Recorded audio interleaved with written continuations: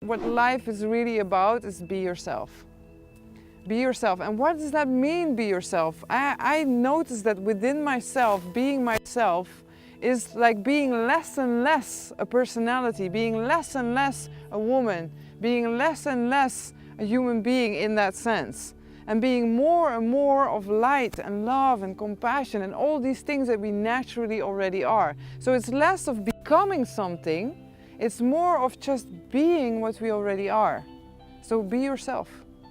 I'm saying that most of us, we believe that we are somebody that we are actually not. Most of us are like really stuck in this vibration of this world and this reality, believing that we are that. But the reality is just a dream. It's not there. So if that is not there, who are you? If you're not your body and you're not your mind and you're not your emotions, who are you? So this question, who are you? Who am I? Who am I? Who am I?